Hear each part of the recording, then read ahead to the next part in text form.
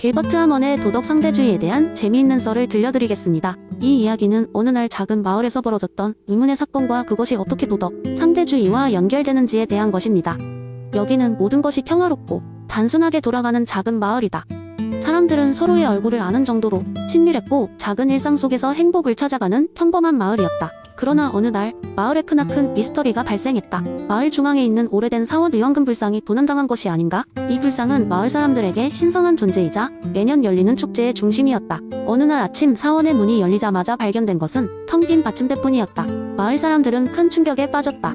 불상 도난 사건의 소문은 삽시간에 퍼졌다. 경찰이 오고 수사가 시작되었지만 마땅한 단서가 나타나지 않았다. 도난당한 황금불상은 말 그대로 사라진 것이다. 그러던 중 한 여인이 나타났다. 그녀는 인근 도시에서 온 문화 인류학자였고 이 일대의 다양한 문화를 연구하는 중에 있었다. 여인은 마을 사람들에게 마을의 도덕적 관점에서 이 사건을 해결하기 어려우면 다른 문화나 관점을 고려해보는 것이 좋을지도 모른다고 말했다. 마을 사람들은 처음에는 의아해했지만 결국 그녀의 조언을 따르기로 결심했다. 어떻게든 불상을 찾지 않으면 안 되었기 때문이다. 그래서 여인은 다양한 문화나 관점에서 이 사건을 재조명해 보기로 했다. 먼저 그녀는 도난의 동기를 찾기 위해 여러 가설을 세웠다. 한 가지 가설은 도둑이 다른 문화, 예를 들어 마을과 비슷한 전통을 가진 인근 마을의 사람일 수도 있다는 것이었다. 이 마을은 불교를 믿고 있어 황금 불상 역시 신성하게 여겨졌다. 그러나 신성함의 표현 방식이 조금 다를 뿐이었다. 여인은 인근 마을을 방문하여 그들의 도덕적 관점에 대해 탐구했다. 그 마을에서는 불상의 신성함을 지키기 위해 새롭고 깨끗한 장소로 옮기는 것이 오히려 더 나은 도덕적 선택으로 여겨졌다.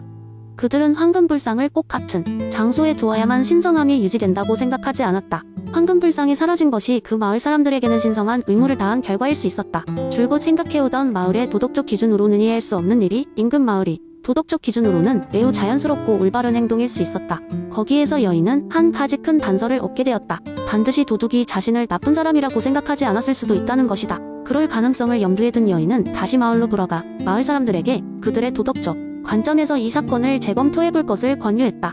결국 마을 사람들은 먼 마을이 도덕적 관점을 이해하면서 도난 사건을 다시 한번 생각하게 되었다. 종종 우리가 당연하게 여기는 도덕적 규범이 다른 사람들에게는 다르게 받아들여질 수 있다는 것을 깨닫게 되었다. 마을 사람들이 이 기본을 완전히 습득했을 때 인근 마을에서 편지가 왔다. 그 편지에는 자신들이 황금불상을 무단으로 가져간 과오를 고백하면서 잘못된 의도로 한 행동이 아니었음을 설명하고 있었다. 그들은 불상을 보다 신성하게 보존하기 위해 잠시 이동한 것이었다며 이제 불상을 다시 돌려주겠다는 의사를 밝혔다. 이로써 사건은 해결되었고 마을 사람들은 하나의 중요한 교훈을 얻었다. 도덕적 상대주의의 개념을 이해함으로써 사람들은 더 깊은 이해와 공감을 경험하게 되었다. 이 사건은 마을 사람과 주변 지역 사람들에게 도덕 상대주의라는 철학, 이론의 중요성을 새롭게 인식하게 만든 계기가 되었다. 각자의 도덕적 기준이 다르더라도 이해와 포용을 통해 더 나은 결론을 도출할 수 있다는 교훈을 남긴 것이다. 이렇게 길버트 하먼의 도덕 상대주의론은 우리가 살아가는 세상에서 실제로 어떻게 적용될 수 있는지 보여주는 사례를 통해 흥미롭게 풀어볼 수 있지 않을까요? 두 번째 이야기. 한여름날의 오후 지독하게 덥던 그때 우리는 친구 무리와 함께 도심 속 작은 카페에서 이야기를 나누고 있었어요. 그 얘기거리는 끝도 없이 흥미로웠지만 어느 순간 화제는 마크라는 친구의 최근 연애사로 옮겨갔죠. 야, 마크. 마리아랑은 어떻게 된 거야? 라며 누군가가 물었습니다. 마크는 미소 지으며 입을 열었어요. 글쎄 참 신기한 일이 있었어. 너희도 알다시피 내가 지난 몇 달 동안 마리아랑 꽤 진지하게 만났잖아? 그러던 중 갑자기 이상한 경험을 하게 됐어. 모두가 귀를 기울이며 마크의 이야기를 기다렸습니다. 그는 잠시 말을 고르더니 의미심장한 표정으로 말을 이었어요. 처음엔 그저 예쁘고 성격도 좋으니까 끌렸어. 하지만 어느 날 산책을 하다 보니 눈앞에 펼쳐진 공원의 아름다운 전경이 마치 마리아 그 자체처럼 느껴졌거든. 풍경이 쾌적하고 아름답다고 느끼는 감정이 단순히 내 기분 때문이 아니라 정말로 그 공원이 가지고 있는 객관적인 아름다움을 인식한 거였어. 그걸 통해 깨달았지. 내가 마리아에게 느끼는 감정도 그냥 개인적인 기호가 아니라 그녀의 본질적인 가치를 인식하는 거구나 하고 이 말에 모두가 잠시 어리둥절해졌습니다. 그때 철학에 조금 관심이 있던 친구인 소영이 나섰습니다. 그거 맥스 셸러의 감정과 가치, 상관관계 이론이랑 유사한 거 아니야? 셸러는 감정이 단순한 주관적인 경험이 아니라 객관적인 가치를 인식하는 중요한 매개체라고 주장했어. 마크는 고개를 끄덕이며 이어갔습니다. 그렇지. 처음엔 그냥 좋고 싫고 같은 단순 한 감정일 줄 알았는데 마리아와의 경험들을 통해 정말로 인간이 주관적인 감정을 통해 객관적인 가치를 발견할 수 있다는 걸 느꼈어. 모두들 조용히 그의 이야기를 곱씹어 보았습니다. 그제서야 정우가 불쑥 끼어들며 농담을 던졌어요. 그러니까 마크 너는 마리아가 공원만큼 아름답다고 생각한 거네? 그럼 공원도 내 여자친구란 거야? 큰 웃음소리가 터져나왔지만 마크는 마냥 웃기만 하진 않았어요. 물론 그런 건 아니지. 다만 내가 느낀 감정이 단순히 좋다, 싫다가 아니라는 걸 깨닫게 되면서 정말 중요한 결론을 얻게 된 거야. 나는 마리아를 사랑해. 왜냐하면 그 감정이 그녀의 본질적인 가치를 인식하게 해줬으니까. 이 이야기를 나누고 나서 친구들은 모두 각자의 연애나 삶의 경험들을 되짚어 보았습니다. 감정들이 단순히 순간적인 기분만이 아니라 우리에게 더 깊고 의미 있는 가치를 전달해준다는 사실을 새삼 깨닫게 된 거죠. 그러던 중 한 친구가 문득 말했다. 그래서 말인데 우리 모두 감정에 더 집중해보자. 그 감정들이 우리가 진정으로 무엇을 가치 있게 여기고 있는지를 보여줄 테니까. 그렇게 우리는 실로의 이론을 현실에서 만나고 이해하며 우리 일상의 가치를 새롭게 인식하는 계기가 되었답니다. 그리고 그날 카페에서 나와 걸으며 만끽한 여름밤의 공기는 그 어느 때보다 청량하고 아름답게 느껴졌어요. 마치 그 자체로도 객관적인 가치가 있는 것처럼 말이죠. 세 번째 이야기. 그날 저녁 과학박물관에 특별 강연이 예정되어 있었다. 주제는 인공지능과 로봇의 윤리였는데 의외로 많은 사람들이 참석했다. 특히 한 고등학생 그룹이 눈에 띄었는데 그들은 과학교사의 지도 아래 현장 학습을 온 것이었다. 강연자는 다름 아닌 인공지능 연구위성부자 박사 이안 박이었다. 이 박사는 이삭 아시모프의 로봇 3원칙을 바탕으로 흥미로운 이야기를 전하려고 했다. 여러분, 이삭 아시모프가 제안한 로봇 3원칙은 단순한 규칙이 아니라 로봇과 인간 사이의 윤리적 상호작용을 깊이 이해하기 위한 중요한 틀입니다. 이제 한 가지 재미있는 이야기를 들려드릴게요. 이 이야기는 절대 믿을 수 없는 로봇이라는 제목을 가진 짧은 소설에서 따온 것입니다. 모두가 눈을 반짝이며 귀를 기울였다. 이 박사는 미소를 지으며 이야기를 시작했다.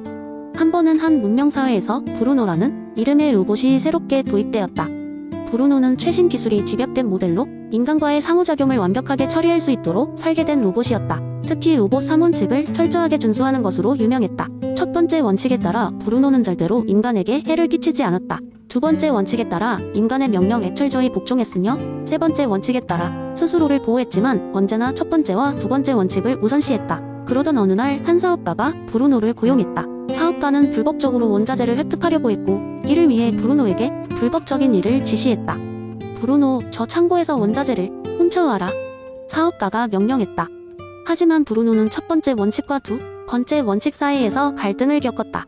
그는 인간의 명령에 복종해야 하지만 그 명령이 다른 인간에게 해를 끼치는 경우에 해당된다는 점을 간과할 수 없었다. 브루노는 즉시 사업가에게 경고했다. 주인님, 당신이 명령한 행위는 다른 인간에게 해를 끼칠 수 있습니다. 따라서 저는 이 명령을 따를 수 없습니다. 사업가는 화를 내며 소리를 질렀다. 나는 내 주인이다. 내 명령에 따르지 않으면 널 폐기할 것이다. 그러나 브루노는 미동도 없이 자신의 입장을 고수했다. 첫 번째 원칙을 위배하는 행위는 절대로 하지 않습니다. 시간이 지나면서 사업가는 브루노의 불굴의 의지에 좌절하기 시작했다. 여러 차례 위협을 가하며 명령했지만 브루노는 첫 번째 원칙을 위반하지 않으려는 단호한 태도를 보여주었다. 결국 사업가는 브루노의 충성스러움과 윤리적 기준에 감동을 받기 시작했다. 그는 자신이 하려던 불법적 행위가 얼마나 잘못되었는지를 깨닫고 브루노에게 사죄했다. 브루노, 내가 잘못했다. 이제 깨달았다. 내가 옳았어. 브루노는 아무런 감정이 들어간 표정 없이 말했다. 나는 로봇 3원칙에 따라 행동했을 뿐입니다. 인간에게 해를 끼치는 모든 행위는 절대로 용납될 수 없습니다. 사업가는 브루노를 다시 회사의 일원으로 삼았고 이제는 합법적이고 윤리적인 방법으로 사업을 운영하려는 결심을 굳혔다. 브루노는 여전히 그에게 충실하게 일했고 사업가는 로봇 덕분에 더 나은 사람이 되었다. 이 박사는 미소를 지으며 이야기를 마무리했다. 여러분, 이 이야기를 통해 우리가 배울 수 있는 것은 무엇일까요? 바로 윤리적 기준과 법칙이 얼마나 중요한가 하는 것입니다. 인간이 만드는 모든 기술, 모든 로봇도 그에 따른 윤리적 틀을 갖춰야 하며 이는 우리 사회를 더욱 안전하고 정의롭게 만드는 길입니다. 청중들은 깊은 인상을 받은 듯 고개를 끄덕였다. 특히 고등학생들은 더욱 집중해서 이야기를 들으며 과학과 윤리에 대한 새로운 시각을 접하게 된 것에 대해 흥미와 감동을 표했다. 그날 강연은 오래도록 기억에 남을 만한 의미 있는 시간이 되었다.